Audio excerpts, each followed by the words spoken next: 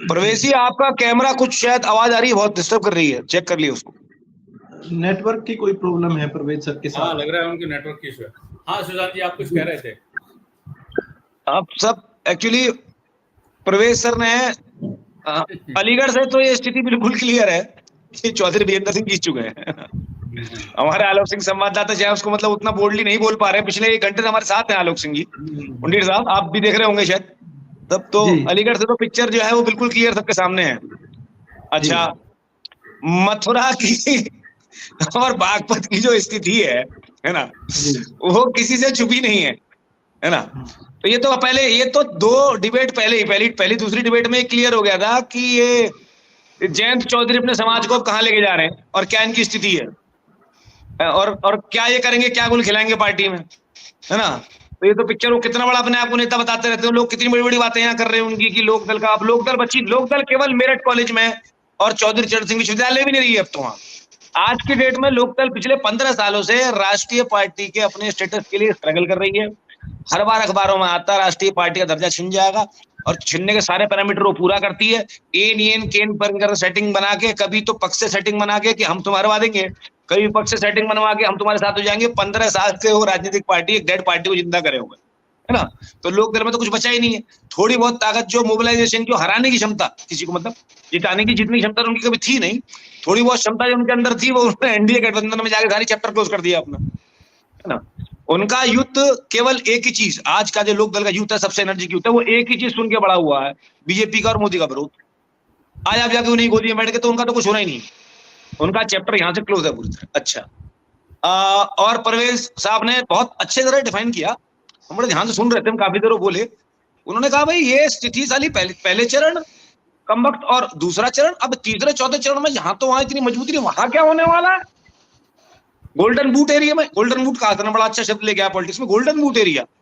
तो परवेज साहब बिल्कुल सही कहा आपने, गोल्डन बूट एरिया में तो इनके जूते फट चुके।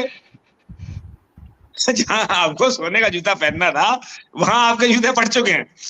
अब जब आप जोन बाय जोन आगे अगले जोन में बढ़ेंगे इसके, और अगले जोन में प्रवेश करेंगे, तो वहां तो मुझे लगता है कि कपड़े भी नहीं बचेंगे। जो देखिए, you are what you get back. 2014 का चुनाव आया, मोदी जी ने आम आदमी की शर्ट उतार ली, जीते। 2000 पैंट आया, 2019 आया, आम आदमी की पैंट उतार ली। अब बचा क्या शरीर पे, मुझे कहने की जरूरत नहीं है। देखिए, पगड़ी सर का सम्मान माना जाता है सभ्य समाज में। ये 1000 साल जब समाज सभ्य नहीं था, तब सम्मान क्या था? तब पगड़ी नहीं थी। लाखों साल पहले सबसे बड़ा सम्मान क्या था? सबसे बड़ा सम्मान तो अंडरवियर था। शर्ट आपकी उतर गई, पैंट आपकी उतर गई, आम आदमी की अंडरवियर बचा है। अब उनकी नजर उस पर, कार्टून आ रहा, सब लोग देख लीजिए, ये अब वो भाग रहा है, आम आदमी बचा रहा है अपनी इज्जत, समझा। अब वो इज्जत कहां से बचा हुआ अपनी? तो अब आ गया 2024। अब 2024 की सारी स्थितियां आपके सामने हैं। मैं खाली 1-2 मिनट और आपके लेके जा रहा, समय ना खराब करके इतनी सी बात कहना चाहता था कि राजा बाबू फिल्म सभी ने देखी होगी। राजा बाबू गोविंदा जी की फिल्म आई थी, सुपरहिट फिल्म हुई थी, सरकारों खटिया जाड़ा लगे। अच्छा, राजा बाबू की क्या कहानी थी साहब, मैं एक लाइन में डिफाइन करता हूं। राजा बाबू के पापा जमींदार थे, कादर खान ने रोल प्ले किया, माता अरुणा रानी। राजा बाबू गोद लिए हुए तो उनको पता नहीं था राजा बाबू को हम गोद लिए हुए, और उनके नौकर, उनके मित्र का नाम था शक्ति कपूर।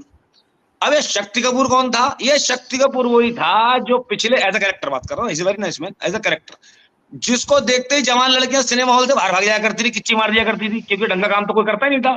3L लगे हुए तो उसके साथ नाम पे, लोफर, लफंडर और लफाज। तो राजा बाबू सुबह सुबह घर से निकलते थे अपना, और रोज 10 ड्रेस बदलते थे। पढ़े लिखे तो थे नहीं, अंगूठा टेक, 5वीं में 5 बार फेल होने के बाद राजा बाबू ने स्कूल बंद करवा दिया। स्कूल ने, अब राजा बाबू करते क्या थे? पत्ते खेलते रहे, 2-3 पत्ती खेल, 2 पत्ती 3 पत्ती जुआ, और ये सारे उल्टे सीधे काम करने। और जो नौकर उनके साथ में था उनका, वो शक्ति कपूर, वो उन्हें कहीं ताश खिला रहा, कहीं पत्ते खिला रहा, कहीं सिगरेट पिला रहा, कहीं बीड़ी पिला रहा, सारे उल्टे सीधे काम करवा रहा।